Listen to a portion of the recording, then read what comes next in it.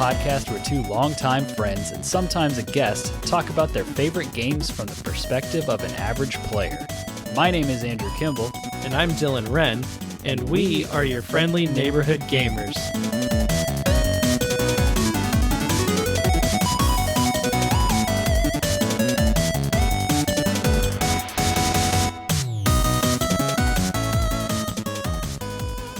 What's up, everybody? Welcome back to the neighborhood, and thank you for joining us on this episode. Today, we're going to be diving into a topic that we thought would be fun to explore, and that is games that aren't necessarily good, or you might even call some of these bad games, but we enjoy them. Kind of our criteria for that was looking at review scores, even though that's a little bit subjective as well, but it gives you kind of a baseline to go off of. So we're going to be diving into that topic, talking about, some of the games that maybe didn't get received as well as maybe we thought they should, or games that we recognize are not that great, but we still enjoy them. Before we get into that, though, Dylan, I do have a question for you to kick this thing off. All right. So the question that I was thinking about, I've been thinking about it kind of recently, just with how crazy this year has been with game releases and how games have always been expensive, but even more so now they're expensive. Yes. What is the number one game that you won't play this year, but would probably make your game of the year list if you were to play it? So essentially it's like, yeah, I know I would probably like that game, but I just either A, don't think I'll have time to get to it, or B, don't want to spend the money quite yet. I'm going to go ahead and say that you're not allowed to say Baldur's Gate because damn it, that's too easy. And the only reason that you haven't bought that and are not like 80 hours into it is because it's not on Xbox yet. Correct. Yes.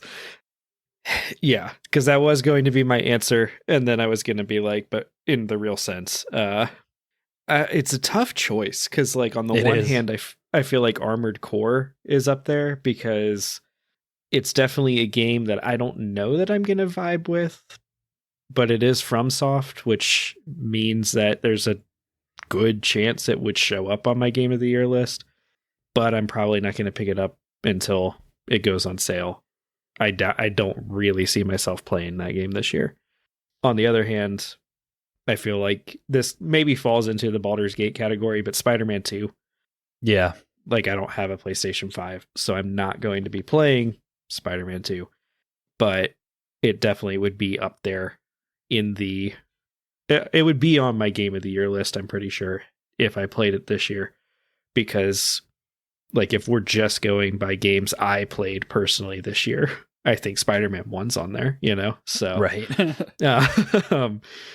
I might throw Tears of the Kingdom on there. That's the one I'm kind of more iffy on. Like, I think it's a really cool game. It's just not one that seems to vibe with me as much as I would like it to.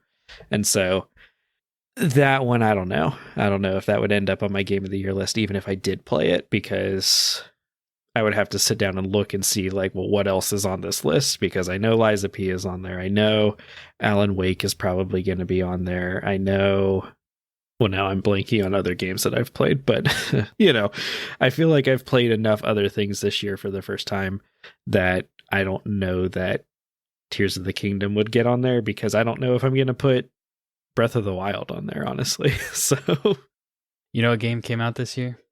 I'm sure I'm forgetting one that came out towards the beginning of this year. I know that we played something and we talked a lot about it, and I don't remember what it was. Jedi Survivor. That's right. That's what it is. It's definitely on my list, but yeah, it's not, like, I think Fallen Order was my Game of the Year, and I don't think Survivor's gonna be there. Yeah, but Fallen Order came out in a very different kind of year. True. What about you? For me, so I have a kind of a list. Looks like right now there's 1, 2, 3, 4, 5, 6, 7, 8 games from this year that I would like to play. I have 4 of them, and one of them is Phantom Liberty, so it's DLC, but 4 of them I have, like, asterisk next to that I'm planning to, like, get to them before the end of the year, probably over like Christmas break, Thanksgiving, whatever. Yeah. Maybe Black Friday sales. And those 4 are Armored Core, Lords of the Fallen, Assassin's Creed Mirage, and then Phantom Liberty. So if any one of those was going to get bumped first, it would probably be Lords of the Fallen, just because I feel like it's going to go on sale / be on a subscription service before the others. Yeah. But then I have like kind of a B tier of games that I'd like to play, but I probably realistically won't this year. And that's Remnant 2, Street Fighter 6, and Blasphemous 2. And then I threw Alan Wake on there just because it's getting, so well reviewed that I was like, I kind of want to just at least check it out. So that's kind of where I'm at. I have a few that I feel confident I will at least play. Maybe I won't finish them. And then I have a few that are realistically not going to happen this year. Yeah. Because that like this year has been stacked for games, It's been ridiculous. It's definitely seems like one of the best review year or best gaming years in a while. I guess I think about last year and it's like, okay, Elden Ring came out and there were some other big games, but I feel like it was relatively easy to at least kind of put your finger on all of the ones that came out last year that were like in that conversation if you wanted to, if you had the systems. Whereas this year, it's like, well, what awesome game do we have to cut from a game of the year list, versus what other games came out this year that were good enough to put on this list? Yeah, this year has been so big that like I don't know if there will be that like token indie when we're talking game of the year, and if there is, I don't know which one it'll be. Like, you have your Hades or your well, I can't remember what it was last year, but I know Cult of the Lamb was in some conversations, but I feel like there was another indie that was talked about. But anyways, I mean, is Baldur's Gate not the indie? Well, yeah. I guess that's technically true, but I guess I'm thinking more like a cutesy little like 2D style, like smaller, like made by 2 people kind thing. of. Yeah. But yeah, it's crazy this year.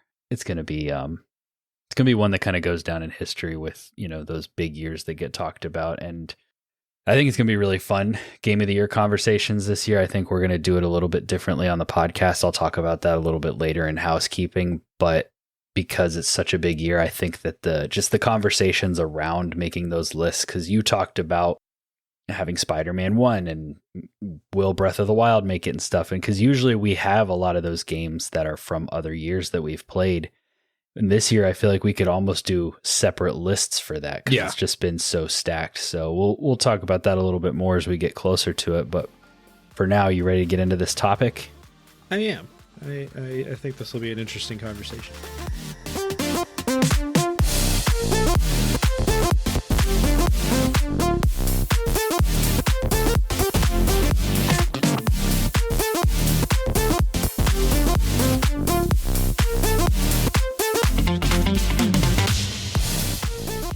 We opened this episode talking about what a banger year for games it is. Now let's go back and talk about some of those games that didn't quite stick the landing in the majority's eyes, but maybe we appreciate them a little bit more. Where do you think we should start? So the premise of this, like Andrew said, was we were gonna look at like Metacritic and OpenCritic and stuff and just kind of be like, what got like I think the thing I threw out there when we were talking about this topic first was like what got like a 60, what got like a 6 out of 10.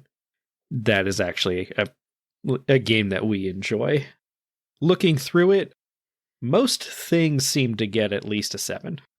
There were definitely some things back in the day that got like 50s and 60s, but I think a lot of stuff, and whether that's, the IGN review score inflations or maybe just video games are getting better as a whole, but basically I tried to limit myself to things that were in the 60s to 70s versus like 60 and below, because 60 and below would have been rough on Metacritic. And, like you said too, Metacritic doesn't really matter. It's the gaming critics' opinions on things. If you enjoy a game, you enjoy a game. It, who cares what it got rated?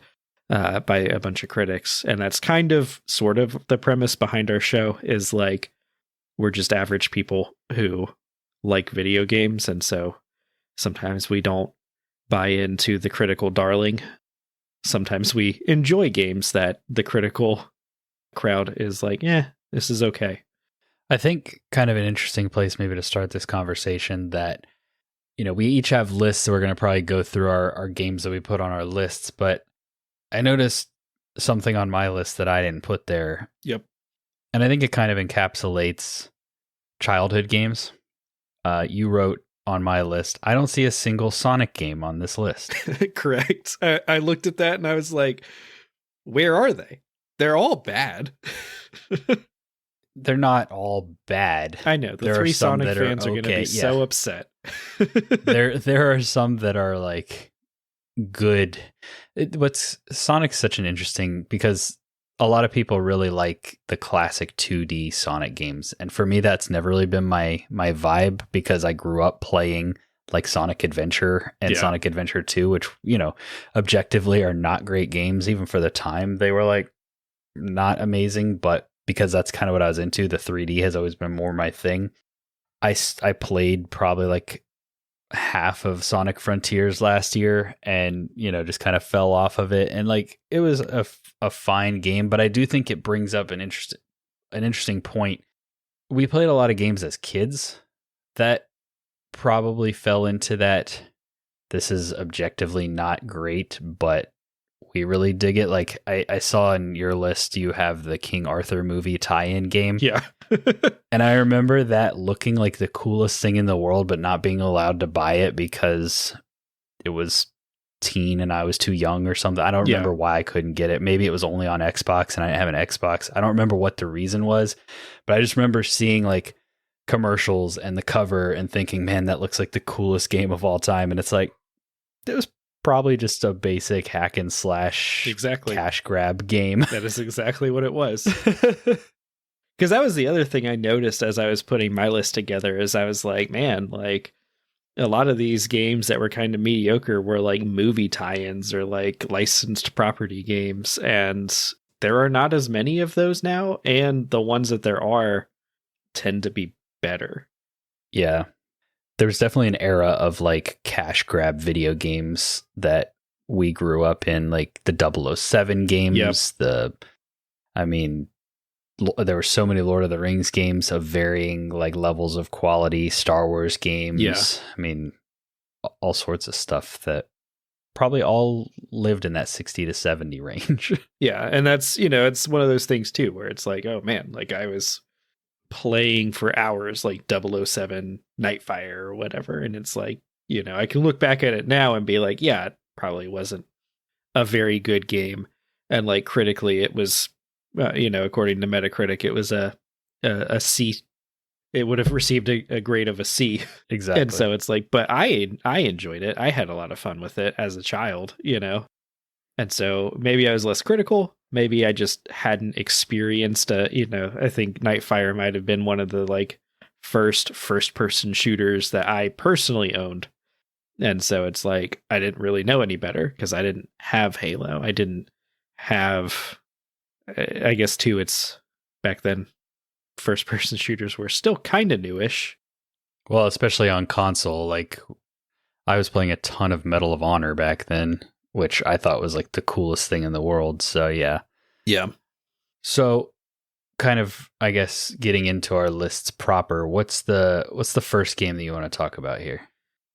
I'll start with one that kind of transitions from like stuff I played as a kid, like Mario Party. On a whole, most of the Mario Party games are not well reviewed critically. Not all of them, and they're not like just hot garbage games, but like, it's you're not looking at a game that's necessarily blowing review scores out of the water. It's, if we were doing our fantasy critic and I knew a Mario Party game was coming out, I don't think I would pick that up because I don't think it might lose me points in our fantasy league. Right. And my favorite one is Mario Party 4, which is one of the more low reviewing ones. I think it got like a 70 on Metacritic. It's my favorite solely because that was the one that my family owned on GameCube. So like, yep. that was the one we all would gather around, like me and my siblings, and we would play. And so I have a lot of fond memories. I played that a ton. We knew all the maps, we knew all the mini games, we had our strategies, and so Mario Party 4 for me is my favorite one. It is the one that I compare all other Mario Parties to and come away just a little disappointed most of the time. Even though, again, objectively, it is nowhere near the best quote unquote Mario Party game. So it's that was the one that kind of first sprung to mind, because I know, like, in some of the just random conversations I've heard about Mario Party, I've heard Mario Party 4 slander. And so I'm like, okay, this is the one that I'll pick to kind of transition me from games I played as a kid, because I was still playing that game with my little brothers and stuff when I would come home from college or whatever, to where it is now, where it's like games that came out in the last 10 years. So yeah, that's a good pick, because Mario Party, it's like it's always kind of the same thing, but then again, like, so is Mario Kart, and those usually review well. So it's like, what are we? Yeah. And it's simple. It's like a board game with some shenanigans, but also, like, when reviewers are reviewing these games, are they getting a group together to play them with? Is it like they're just playing through them with AI by themselves? Yeah. But yeah, I even definitely the original one that came out on the Switch did not review very well, and then I'm not sure about the like kind of remastered one they did. I think that one got some nostalgia points, so it might have reviewed a little bit better, but yeah, it's a good pick. Yeah, and I feel like a lot of like party games probably did not review super well, did not like get high critical scores. Like I would be shocked if a lot of the Jackbox games were above like an 80. Mm-hmm. And so I can think of like Guitar Hero, Rock Band, like I think those reviewed well, but a lot of the other party games I feel like probably did not review super high. I'm not going to fact check that, but that was kind of my impression. And I don't know, like you said, is that because the people reviewing them are reviewing the single player experience? I don't know, because I think, like you were saying, a big part of enjoying those games is like getting a group of friends together and having fun with the game, and not necessarily like playing it to master the mini games against like AI.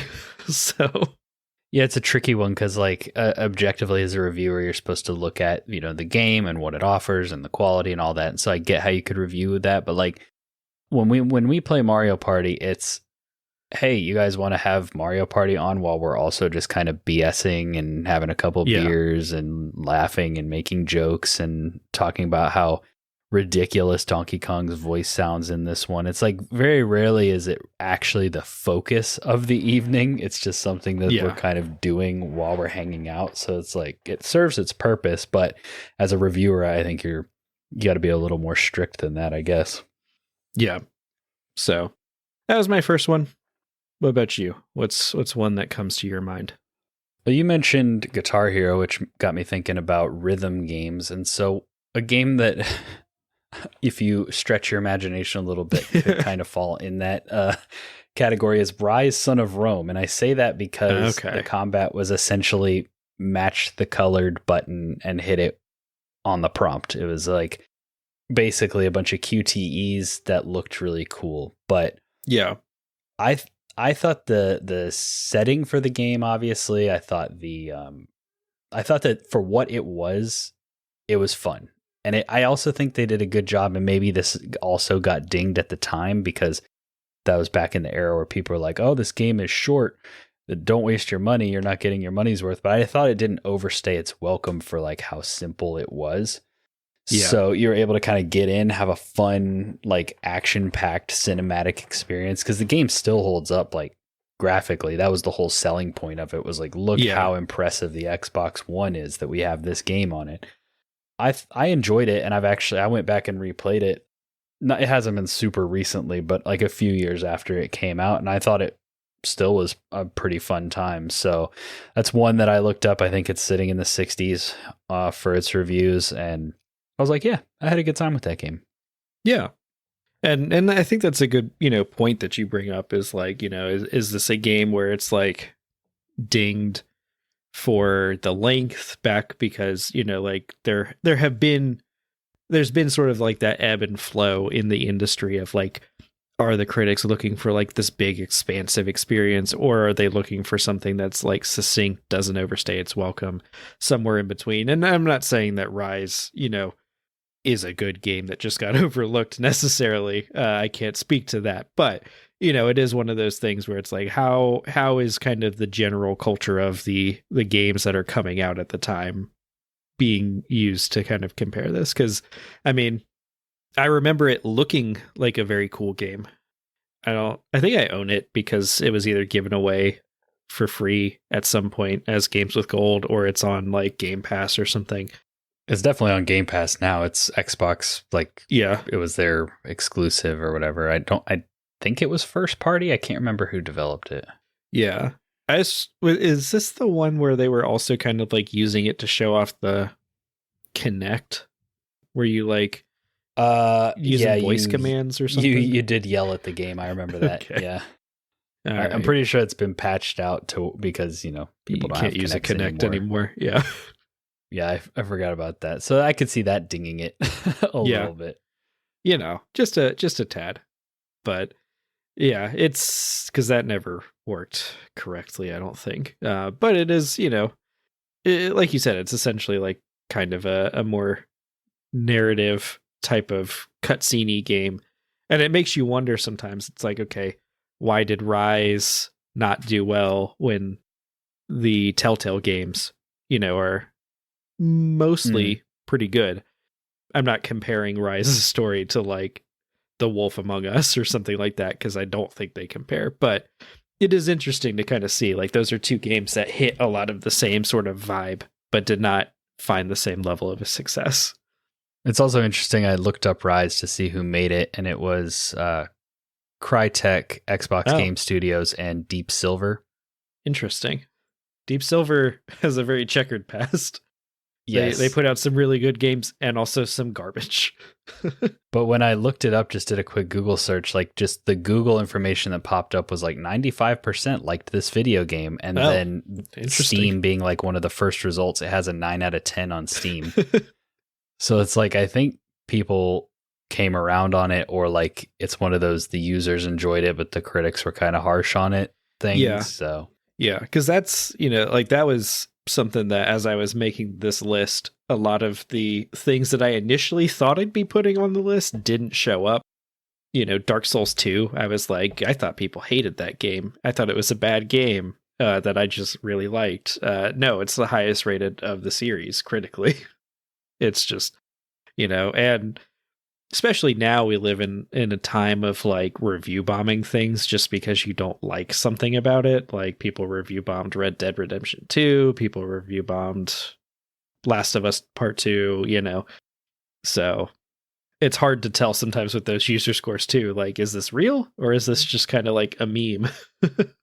Yeah, you can't really put much stock into the user scores. I mean, yeah, it's gamers are a mess. So yeah, you got to kind of take that into consideration. But yeah, it's also, I don't remember what kind of state it launched in, but there have also been a bunch of games that have launched bad, but if they were re-reviewed now, maybe it would actually get a good review. So I don't like, maybe there was some game breaking stuff with Rise initially.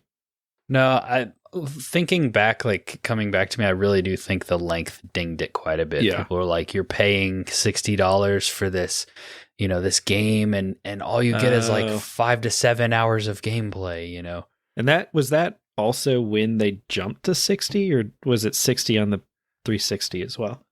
I think it was 60 on the 360 as well, if I remember correctly.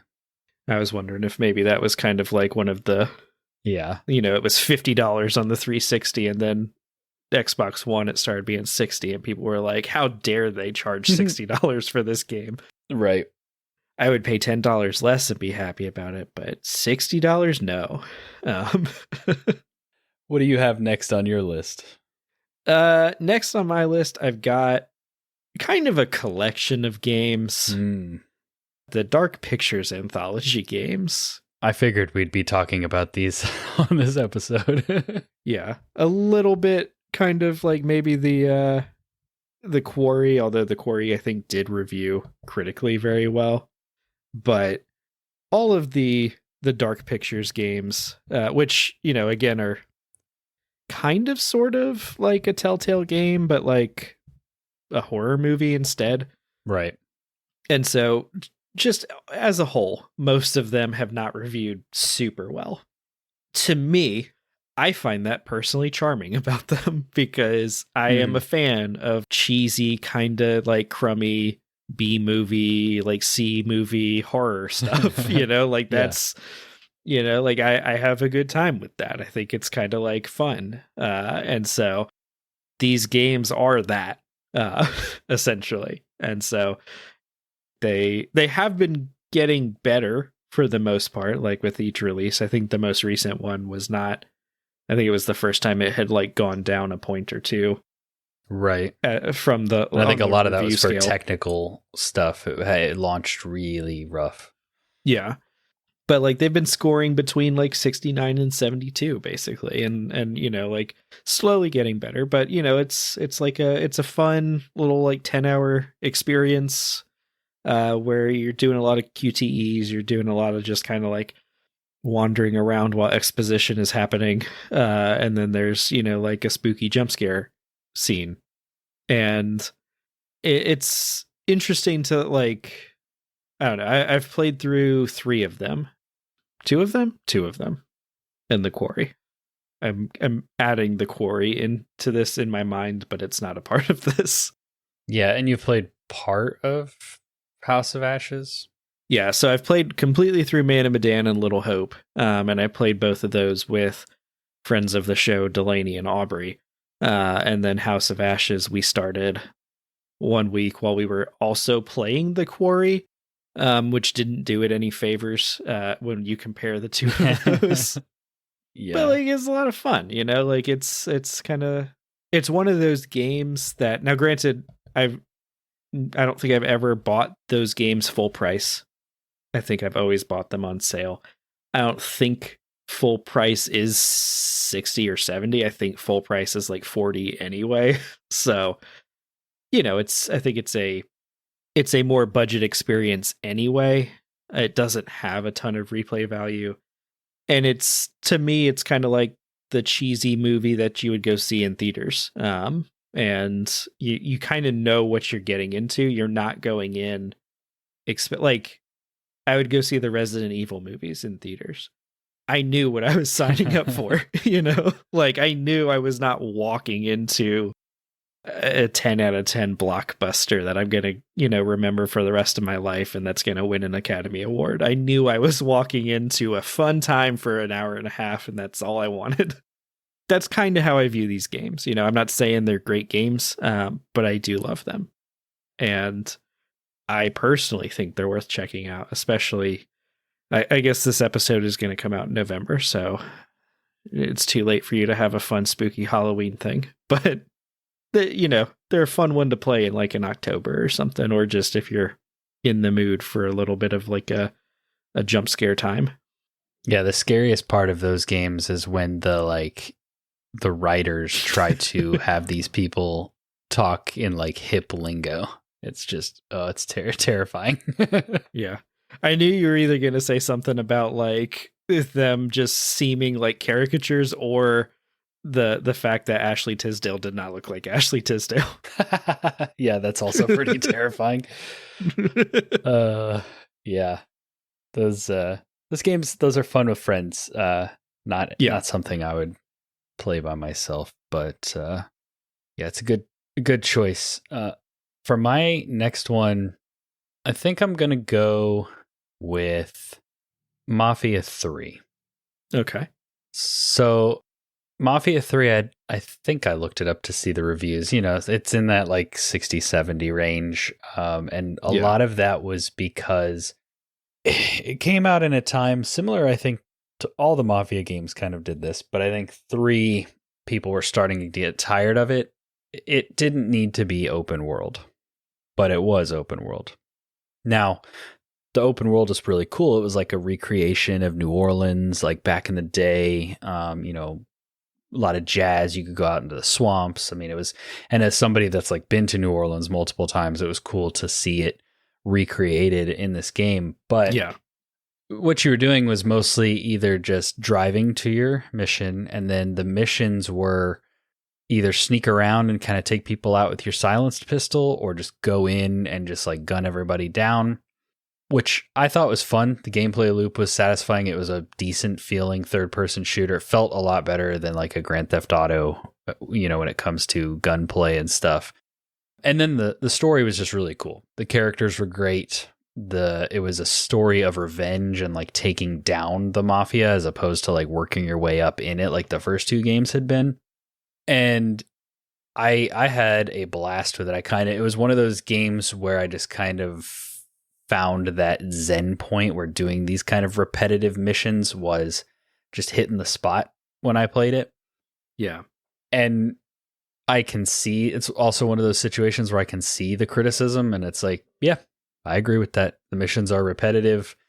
There was not really, I don't think there was fast travel. They may have done the like call a taxi type thing that GTA did, but if you were out in the swamp at the end of one mission and the next one was like up in the city, guess what? Yeah.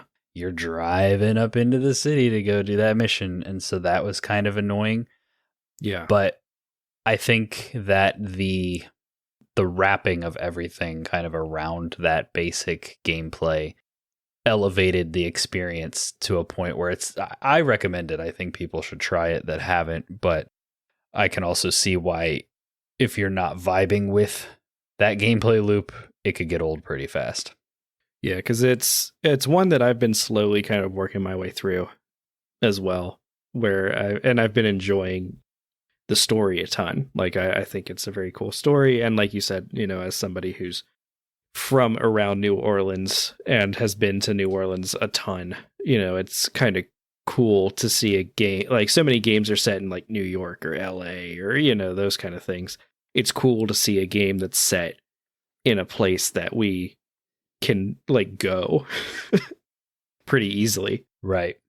And so, yeah, it's definitely one that I think the story seems to shine way above the moment to moment gameplay of, because I've playing through it. There has been some, just kind of like, okay, the shooting is not the greatest. I can see what they were going for, but it's also kind of rough. Yeah. Well, as someone who replayed who played the first game, the remastered version this year, the shooting in that, it was like, oh yeah, this takes me back to early GTA and like these early kind of Xbox 360 games. Maybe that one might have even been, I think it was 360. Maybe it was original Xbox, but yeah. So this was just kind of like an evolution, a more polished version of that, but it wasn't breaking any molds other than telling a pretty cool story. Yeah. So what do you got next? Next, I have Call of Cthulhu. Not the Dark Corners of the Earth game that I think was on like GameCube and original Xbox that is held up as a cult classic, but the one that came out more recently that I think it was like on like Xbox One and PlayStation 4, like that era. But yeah. I had a lot of fun with it, like I think it got like a 66 on Metacritic. So not a great game. And like you were saying about Mafia 3, there's a lot of the like sort of criticisms that are leveled at it that I can look at and be like, yeah, that's that is fair. It is a shooter that tried to do kind of like Call of Cthulhu itself is an RPG.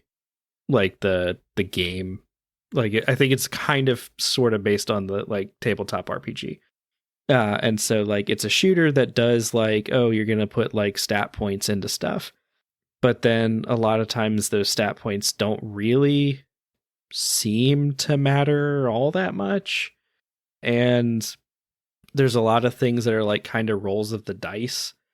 Like the shooting itself, I want to say, like if you hit something, like how much damage it does is kind of like a roll of the dice or something. Like there were some interesting choices that were made where it was kind of like, yeah, like, but all of that stuff that was like problems for a lot of the critics to me was like, number one, I'm playing this more like a tabletop RPG type of thing, which is, you know, a cool, like I don't mind the dice roll type of stuff because also that's, you know, that's fine. I enjoy tabletop RPGs, and so that's not particularly bothering me. And like the combat and like a lot of those sections are not difficult, so it's not like I was getting frustrated because it's like, oh, I'm just like dying and it's BS. It's like, no, it takes me slightly longer, slightly shorter to like kill this thing. It's not a big deal.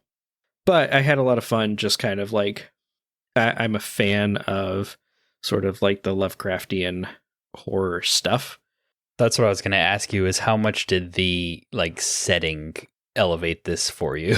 Yeah. And like the setting itself is not like the greatest. Like you essentially go to this little like northeastern island town and you slowly uncover this sort of weird like cult and what they're doing and what's going on in the town. At some point, you end up in an asylum, as you are required to do in any game that's based on a Lovecraftian work, Bloodborne included. The DLC. And so, yep, you know, like it's very predictable at points, but you know, it's a lot of fun, and I enjoyed kind of like the story. I was playing it for the story. Is it the greatest story? No, but it was a fun little time, and I'm not necessarily going to recommend this game because I recognize that it was very much a game that catered to me and my interests. But, you know, if you are into sort of Lovecraftian games or Lovecraftian like cosmic horror in general, it does an okay job, you know, like it's, you get to the end and kind of based on some of the choices that you've made, you can wind up with like 3 or 4 different endings. And so, you know, that's kind of like a cool little thing to be able to do. And it's one that I keep looking at and being like, maybe like, should I replay this or should I just, you know, leave it alone and let it go? But you know, it's a fun one, but it's definitely one that I can look at and be like, yeah, I don't think that they didn't give it a fair shake. I think it definitely earned its like 60 something, but also like for me personally, it gets bonus points because, you know, it probably is like a B game for me, even though it earned a D. So yeah, I watched a playthrough of it, and playthrough is generous. I watched a video of a YouTuber I like, Indie Mouse. He played through it, and you know, he's kind of like a comedy. Yeah, he plays a lot of kind of horror games, especially in October. And yeah, it was I like the vibe, the interesting things going on in the story, but yeah, just watching even his gameplay, and you know, there was a lot of material for him to create humor out of. So yes, very much so. Well, my next game, I'm going to do another 3, is Darksiders 3. Ah, okay. Now this was the Diablo one, or no? That was Darksiders Genesis, a game that I did not finish. I started playing that with Joe, and we were having a pretty good time. I'm curious if I played it by myself, if I would, you know, keep going, because when you play by yourself, you still control both characters, but you switch back and forth. But I didn't finish that one. So Darksiders 3, it has kind of an interesting story, like behind the scenes, because these were THQ games, and after THQ went under, the studio that made Darksiders, you know, I think a bunch of them spun off and created this new studio that got picked up by THQ Nordic when they kind of rebranded or restructured, you know, separate company, but kind of maintaining the identity. And so it was a smaller team, but of very passionate developers that wanted to continue this series. And they made Darksiders 3.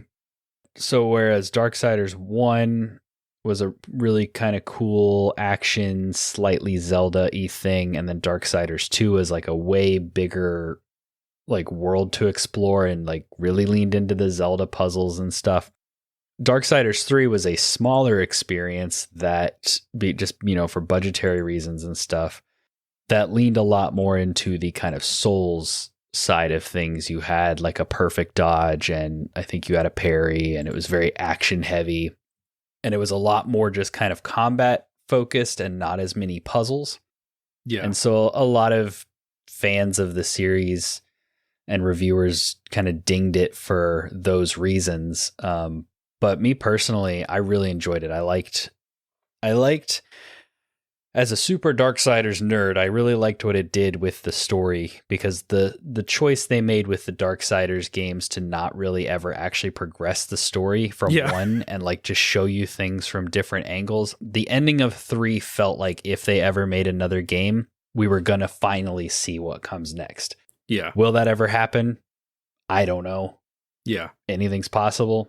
But it was like, oh, things are actually potentially moving forward now based on, like the last hour of this game. But I also really liked Fury as a character. I think she had she had about as much character development as you could ask for in one of these games. And I thought that what they attempted to do with the combat and making it kind of soulsy and very reactive and a little bit tough, I had a blast with the combat in that game. Yeah. I thought it was a lot of fun, and it was flashy and it looked cool. And the whole idea is that you're Fury and you've been tasked with taking down the 7 deadly sins. And I thought they like designed those bosses really well. You could tell like, Gluttony was just this absolutely disgusting slug monster and stuff like that. And so I thought it was really good. And maybe I gave it a little bit more of a pass because I followed the studio and the drama and all that, and I was like very excited just to get more in this series.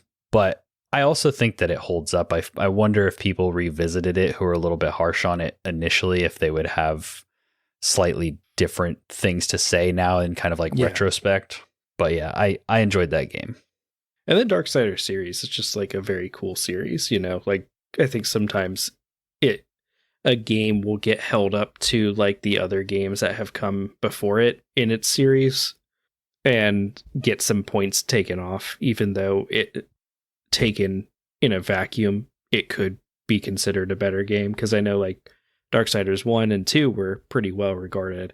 And so compared to those, like, maybe it fell short a little bit and you were expecting a little bit more if you were a reviewer. But on its own, maybe it was a pretty competent Souls-like, had a decent story, Yeah, and like Souls-like, even calling it Souls-like, I think is going a bit too far in that direction, because it was like an action game with Souls elements, like it had some of the Souls identity, but I don't think that if it were on the list of Souls-like, it would be like, last place. Yeah, for sure. But yeah, the DNA was definitely there, and yeah, I had a good time with that one. I've been any other year, I probably would have dove back into the series because I did that episode with John on VGL, and we talked about Darksiders 1, and it just kind of rekindled the fire. I was like, man, I need to go back and replay those games. They're so much fun, but it's been, like we talked about earlier, it's been quite a year. So maybe next year during a lull or something, I'll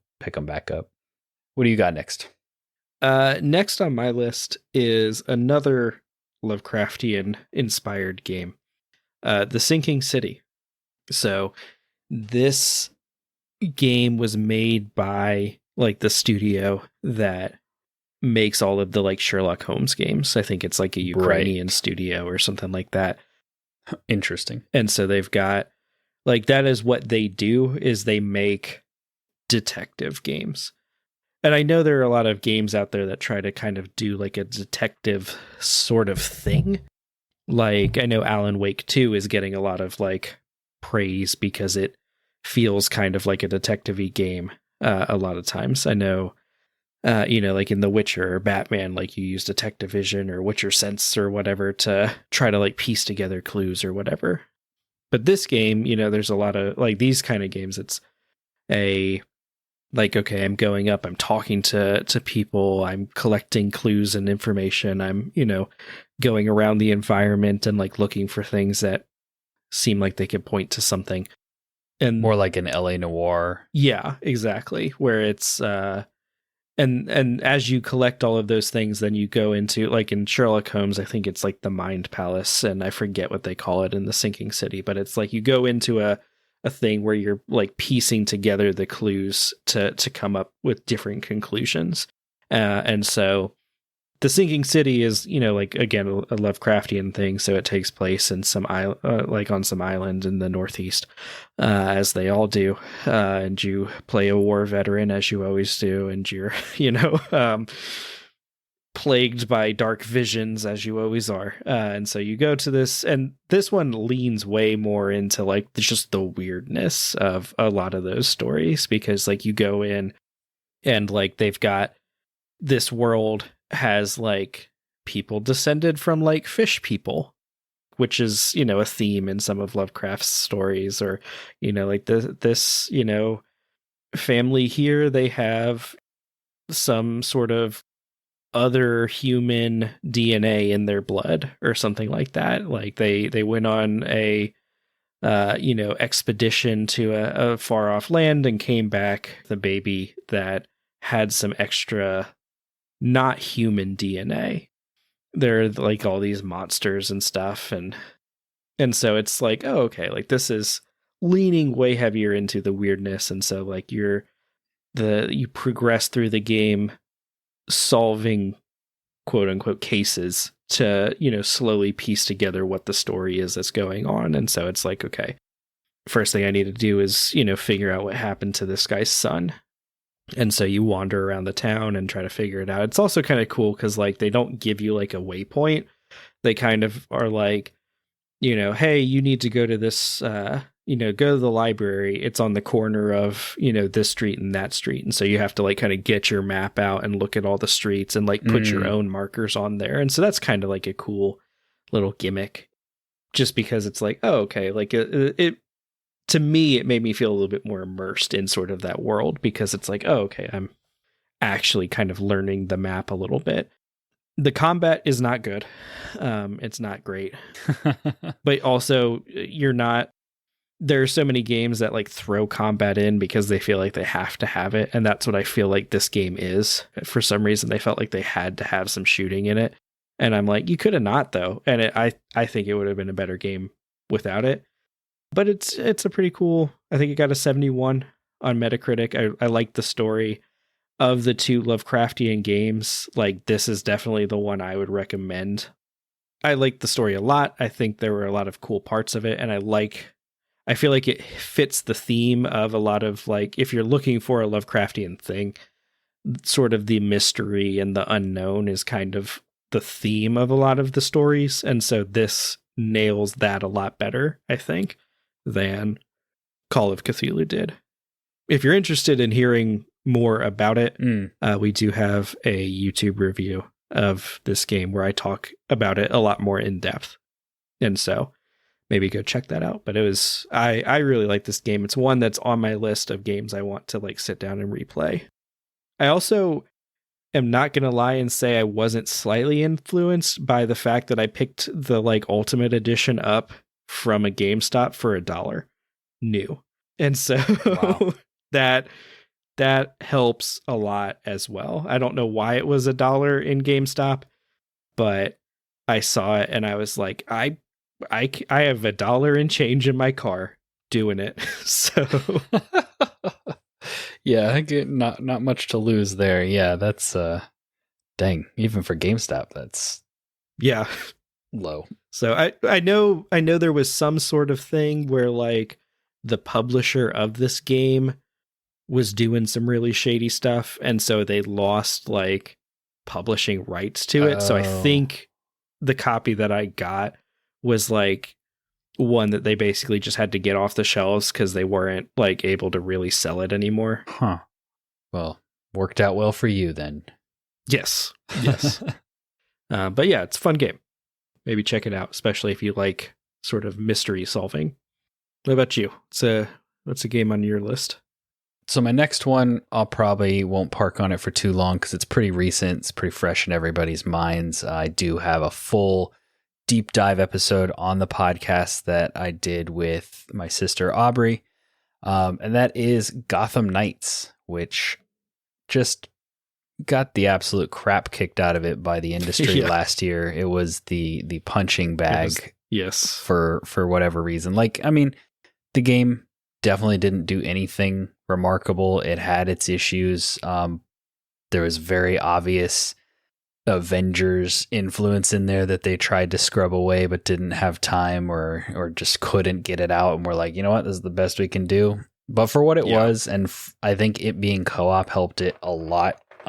Being able to play through this kind of missed opportunity of a game but play it with a friend made it a lot of fun. I mean, it kind of in like the stealth sections kind of reminded me of Assassin's Creed Unity multiplayer, where you're going in and you're trying to clear a room, both using stealth, which can quickly go awry, and then all of a sudden you're just fighting. The combat was very kind of cooldown focused as opposed to the combos of Arkham. That was one of the main things that it got dinged on, was that it wasn't Arkham. But for what it was, me and Aubrey, we had a ton of fun playing it. We probably had the most fun playing dress up. We'd unlock some new color schemes, some new outfit, and we'd go in the belfry and we'd like change, and then we'd go back out into the world and we'd either like admire or laugh at the other person's outfit, and then we would go play a mission or two. And that was like our routine every night when we played. But yeah, I mean, we jumped back in when they released they released some free DLC that's basically just a survival mode, go through the different levels and beat up thugs and last as long as you can kind of thing. And we did a little bit of that. And, considering it is a Batman themed game made by the people who made the Arkham spin-off game, and it's the first game we've seen from them since then, yes, it was kind of a bummer. It did not live up to expectations. Does that mean that it was absolute garbage and deserved the like pitchforks and mobs that like came after it? I don't know. I don't think so personally. I think the answer is somewhere in between the two of like, yeah, it was an okay video game. Move on. But we were not as busy last year with games, so it was a lot easier to spend time just trashing it, and YouTubers and everybody they were getting they're getting so much, not clout, but just like views and comments. It helped boost numbers when you made fun of Gotham Knights. And even our YouTube review that we did was kind of tongue in cheek, talking about it as like a dress up game. Yeah. But we did have fun with it. It was a good time. Yeah, it is one of those things that's always kind of like an interesting, like there seems to be every year at least, one of those like sort of punching bag ones that always seems like maybe it's not really getting a fair shake. And, it's like, is Gotham Knights a great game? No, but is it as terrible as like all of these reviews are making it out to be? Probably not. Something about the games industry makes a lot of people love to hop on like a dog pile hate train, So yeah, unfortunately, it is one of those. It just came to Game Pass, and it's one of those that I keep looking at, and I'm like, am I going to install this and play it? Like, probably not this year because it's so stacked for the remainder of this year. But it's one that I'm like, I might have to check that out, especially if I'm getting it for free. It probably won't be as bad as everyone made it out to be, Yeah. Yeah, let me know if you decide to download it, because I think we could all hop on and beat up thugs together. So yeah, for sure. Have like a 3-player brawling dress-up simulator. Yeah, that's exactly what it is. So if you know that going in, it's like, you can have a good time. Yep. Because a lot of it too is like, if a lot of these games, if you set your expectations correctly, it's kind of like, oh, okay. Like I understand that going into like an hour and a half, 2-hour movie and paying $10 for that is a lot different than like paying $70 for like a 20 or 30 hour commitment, but if you can get stuff on sale, if you can set your expectations correctly and are not expecting, the next Breath of the Wild or the next God of War or the next, whatever, a lot of these games can be a lot of fun. Like, you don't have to play only 9s and up to have a good time. So, yeah. And you also don't have to play it day one. Like, you could wait for this to come to Game Pass, and then it's a lot easier to set your expectations, which is what we'll talk about when we move on to my last game on the list. But before we get there, what's your final game? So the final one that I threw on there was After Party, which some of this is a little ironic because I think I talked a lot. I think Call of Cthulhu and After Party were two that I talked about in the same episode on our old show when we all talked about some indie games. Like, we all played an indie game or two. Yeah. And so I was like, I wonder how that scored, because I really liked that game and I don't know how it did. And it got a 75, which is, a death sentence for a lot of gamers if they see anything below an 8. And so it's made by Night School Studios, which I think did Oxenfree and stuff. Yeah. And so it's a more it's a 2D, more story focused thing. It's not a lot of combat. It's not a platformer. It's none of that. It's just the premise behind it is two friends find themselves in hell. They don't know why. They don't know how they got there. But the idea is that in hell you are tortured or whatever during normal working hours, but they're not monsters. And so they knock off at 5 o'clock and, everybody goes out to the bars and parties or, has a nightlife or whatever. And then, 8 a.m. the next morning, they're back at it. And so in this, as you kind of progress through the game, you find out oh, okay, the only way out of hell is to out party the devil. And so you kind of go into the game trying to figure out okay, well, how do I get invited into Satan's party so that we can challenge him to a drink off or whatever, see if we can out party him. And so you have to go around and find the other sort of lords of hell, kind of a more walking, talking Diablo. Right. Yeah. And so but during all of this, you're kind of figuring out oh, okay, we're finding out little story things. We're helping people solve some problems. We're, finding out about more about why the devil is just partying and drinking himself into a stupor every night. And, we can try to give some conclusions and some resolutions and stuff and continue on with the story. And it's really cool. I don't want to say too much because it is a story heavy game, and that is kind of the point. Yeah, that's the point. And so, it's very, very cool, very interesting though. And I think it's one that is worth checking out and worth playing. I know it was on Game Pass at one point, I think, or maybe. Yeah, I think I don't know if it still is, but it's a really cool game. I don't think it was super long. It's definitely the highest rated one that I've talked about tonight, just critically. I don't think it hit a lot of the critics wanted, because I think Oxenfree was kind of a critical darling. Mm-hmm. And so they maybe had some expectations for this game. But I enjoyed the story. I had a lot of fun with it, and it was not necessarily what I thought it was going to be going in. It reminded me a lot of a what's his name?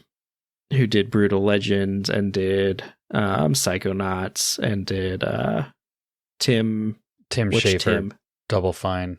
Double Fine, yeah. It reminded me a lot of a Double Fine type of game, where it's a lot of kind of goofy, funny stuff, but also grounded and has some very serious parts, Yeah. And so definitely worth checking out. So what about you? You have any more that you want to talk about?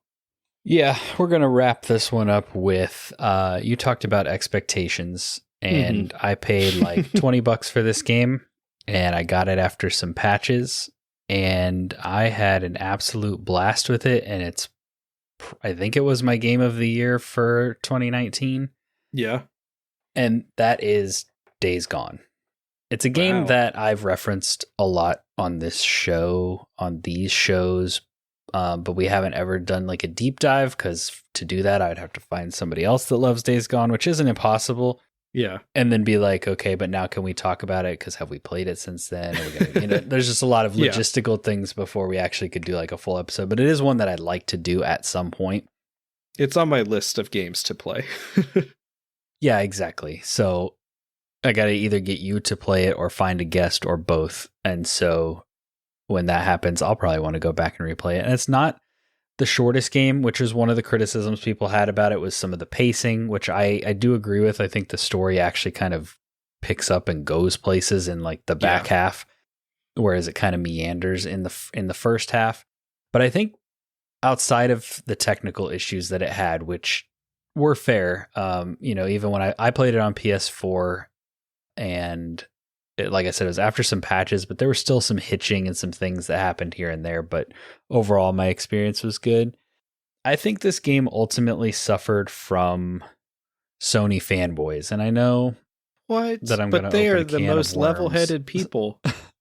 See, I couldn't even get it out. I couldn't even say that I was opening a can of worms talking about Sony fans with you on the show. But the fact of the matter is, Sony games are some of like the most impressive, like cinematic and narrative experiences. A lot of them are still just like third person action games, but they're good and they kind of elevate the genre when it comes to like story and cinematography and stuff like that. Days Gone was just a good video game. Days Gone was just a good open world video game. It had some silly dialogue here and there. It had some kind of goofy mechanics where it was like, it's not really a survival game, but we're still going to make you put gas in your motorcycle.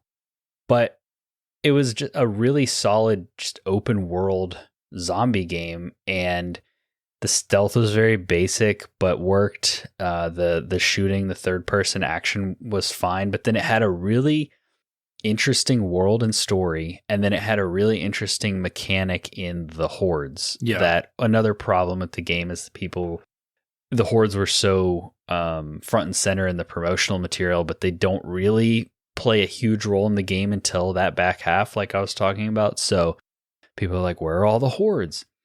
But going in and seeing just this ridiculous amount of zombies on the screen, and then figuring out how to lure them into traps and lure them into choke points and things like that, to where you can whittle that entire mass down and take it out single-handedly with just one guy. Yeah.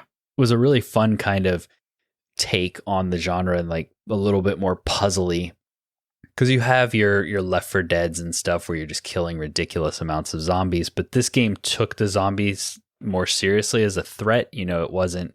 Yeah. They weren't quite like World War Z levels where they were just climbing to space on a pillar of other zombies. Yeah. But they were fast and they were a threat, and Deacon can't just stand there and get slashed over and over like you can in Left 4 Dead and be fine. So you kind of had to be smart. You'd look at your environment. Oh, there's a pit here. Maybe I'll drop some, I'll lure a bunch in there and they'll fall in. They'll throw a Molotov in that pit. But it kind of became an exercise in kiting. At least that was how I did a lot of it, where you would lure them and then you would run them through these either traps you set up, or you'd be running backwards and shooting them as long as you could before having to reload, or, you'd get them into choke points like I talked about, or rooms where you could throw grenades. And it was really fun. And, as somebody who likes motorcycles and the first 3 seasons of Sons of Anarchy, that part of the game really did it for me too. There's the whole meme of, the ride me like your bike or whatever thing that goes around. And that's literally one line from a 40-hour game. Yeah. Not saying that the dialogue is all great, but I think the story was a lot better than people assume who haven't played it all the way through. But yeah, it's probably my number one go-to for like disagreeing with critics and disagreeing with a score. And I think I'm not alone. Like, if you look at the difference between user scores and critic scores, it's one of those cases where it's got like a 60 critic, but like an 80 something user. It's one that if you've never tried it because of the critic score, I would say give it a shot, especially now when it's so much more accessible and has been patched up so much. Yeah. And it's definitely one that, like I said, is on my list to check out. I've been spoiled for a little bit of like some of the story towards the end of the game. And what I saw of like that story on like TikTok or Instagram or something like that, I was like kind of bummed that they aren't probably going to make anymore, because it seemed like it was headed in some cool directions that would have been interesting to like kind of continue on in that narrative. Yeah. It seems like it has a lot of cool, I don't know, there's a lot of these that we've talked about today where it's like, it's okay if a video game is just a video game. And, right. you know, like it's okay if it's not, you know, like some cinematic masterpiece that's moving the art, quote unquote, of video games forward. You know, like it can just be a fun time. And we didn't even have to talk about how Nintendo games are very much the same, and a lot of them don't really do a whole lot to move anything forward, and somehow still wind up with 9s and 10s, you know? So yeah, it's interesting how, I mean, there's just inherently, this is a whole other conversation, but there's just inherently bias in the games industry. And yeah, a lot of that is because they all live in the same location. A lot of that is just, I mean, there's just a lot of reasons that go into that. And so you've got these kind of Nintendo and PlayStation biases and Xbox biases. And that's why it pays to kind of educate yourself on certain reviewers and stuff where you get your information, but also just to, you know, think with your own brain and make your own decisions. Like we talked about with Gotham Knights, like you don't have to play it day one. Yeah. You can play it later if you're interested. Like there are games we talked about at the start of this episode that we want to play at some point, but we've made the decision to prioritize things in a certain way. And so, yeah. And like 100%, I get that, you know, especially like if I was a kid, it'd be like, yeah, let's play all of these, you know, but as an adult with way less free time, you know, it's kind of like, all right, let me pick and choose, and maybe a game that only gets a 70 or a 75 review score, it's like makes it less likely that I'm going to like chase that one down and try to play it, because time wise, there are other things that seem like they will be better. But also, like you were saying, the just rule of thumb of like this got 70 so it bad is not good. Not a great way to measure games, because there's a lot of hidden gems out there, or games that like get overlooked and overshadowed because they didn't get an 8, 9, or 10 that are actually pretty good games. You know, as I was putting this list together, there were a lot of games that I was surprised by how low they scored. You know, some of these back in the day, like Zoo Tycoon. I could have sworn Zoo Tycoon got like good reviews, but it was apparently in the 60s and 70s. There are a lot of games that came out that are like, you know, they came out kind of and have evolved, you know? So like if you go back and look at a review score for State of Decay 2, it originally came out with a 66, but there have been a ton of improvements made year after year. No Man's Sky, another great example, where it's like it came out, it did not review well, and now it is. Even you know, Cyberpunk 2077 is now like a lot of the podcasts that we listen to are talking about, like, is it going to be in the game of the year conversation, because it's like playing a new game this year. And it's like, but that game came out and got like 50s because it was broken. Yeah.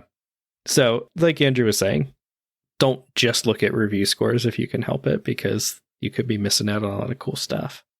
Yeah, and something you said about like sometimes it's okay for a game to just be a game. I appreciate that. I mean, I love a Spider-Man 2 and a God of War. Like, don't get me wrong.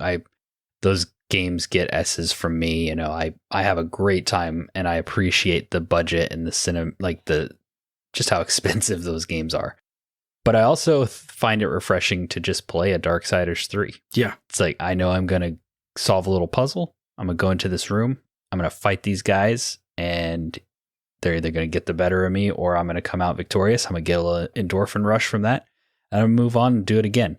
And then I'm going to get stronger and my numbers are going to go up, but the bad guys are also going to get tougher.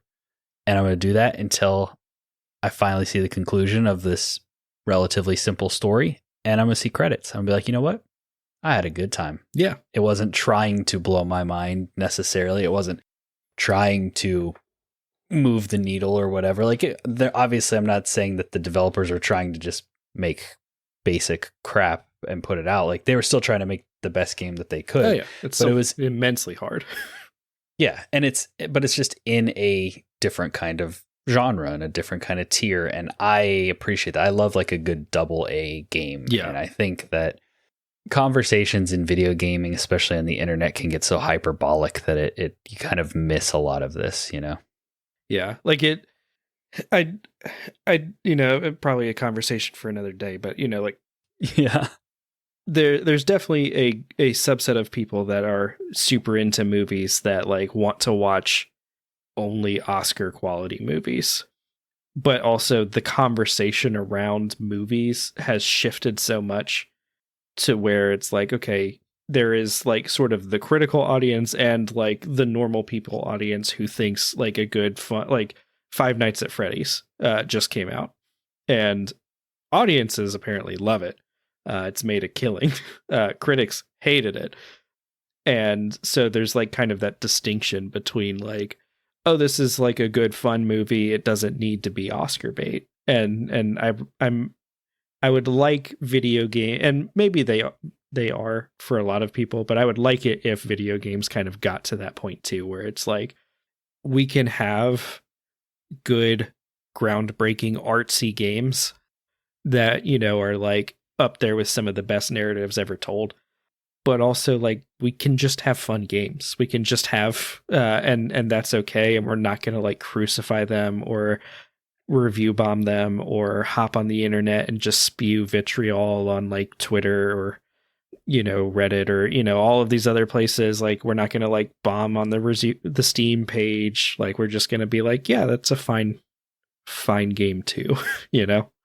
Yeah, it's movies have just gotten so far out of whack about like the disparity between audiences and critics, and I would hope that games don't necessarily reach that point where it's like the people making the games and the critics are so out of touch with what gamers actually want. But maybe it wouldn't be bad if it did get segmented into like, oh, that's a Game Awards game, and then this is a game that's just fun to play. I mean, I don't know. It's still a relatively like young industry as far as like really kind of comparing it to some of these other things. So it'll be interesting to see like how it grows over time. But yeah, that's our episode on games that aren't necessarily good, but we love them. If you have games that fall into this category, if you play some things that are, critically not that great, or maybe you feel like you're the only person that likes this game, let us know in Discord. We have a Discord server and we want you to come join it, come hang out, come talk to us about games. I think this could be a fun one to get a conversation going in there. The link will be in the podcast description, and so it's easy to find. You just click on it and take you right there. No big deal. Dylan, do you have any other housekeeping, anything going on in YouTube land? YouTube land, if you are listening to this episode on YouTube, leave us a comment. Let us know that, because that's, we are getting views on our podcast on YouTube. Feel free to like get that conversation going on YouTube if you're listening on there. Oh yeah, good point. But also, I think we had a suggestions for Game Pass games to check out that I think went up recently, that you kind of did. A lot of good suggestions in there. I think this next one that's going to be coming out when this episode, like later on this week, when this episode comes out, maybe we'll have something else going out. I think it will likely be Destiny related. I think it's going to be, talking about if you want to start doing some of the dungeons, maybe what the difficulty levels are, and how to maybe get into doing some of the dungeons in Destiny 2. Nice. If you're interested in Destiny 2, number one, I'm sorry, now is not a great time to be interested in Destiny and Bungie as a whole. But also, maybe check that out. Cool. The last thing that I kind of want to talk about and plug, I mentioned at the beginning of this episode, is Game of the Year stuff is coming up. So we're getting into November. And as far as our podcast is concerned, we have our 100th episode milestone coming up that I'm excited about. We haven't fully nailed down exactly what we're going to do for that, but it's either going to be just something lighthearted and fun, or maybe we'll kind of do another retrospective thing like we did for our 50th. So if you have a preference for that or what you'd rather listen to, you could let us know in Discord as well. But we also have our wrap up to our predictions that we did at the beginning of the year will be coming up soon.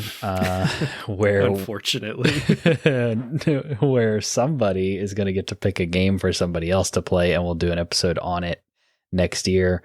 We have Game of the Year content that'll be coming up. We do our annual F&N Game Awards every year, but I think this year we're going to maybe do a little bit more because it's been such a big year. We'll do our awards shows, but then also maybe just do like a straight up, top 10 list episode of like what were our favorite games from this year. So a lot of cool stuff coming down the pipeline for the podcast as we cruise into kind of the games are slowing down and we can kind of take a breath and take a look back at the year as a whole and remember that Wo Long came out this year. It did. and see what, does it win any awards? So I'm excited. I like this time of year. I like these kind of conversations. So it'll be a fun time on the podcast. So definitely be looking forward to that. That'll do it for this episode. Thank you all so much for listening. We really appreciate it. And we will catch you on the next one.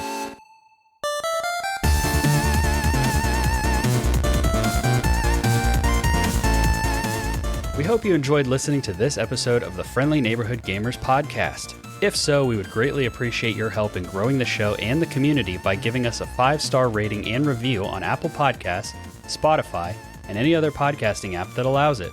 We also have some great videos on our YouTube channel, including reviews, rankings, and other topics. We would really appreciate you checking it out. And if you want to keep up with everything going on in the neighborhood, follow us on Instagram and Twitter, and feel free to jump in our Discord server. We hope to see you there. Links for everything are in the podcast description. Thanks again for listening, and remember, stay friendly, gamers.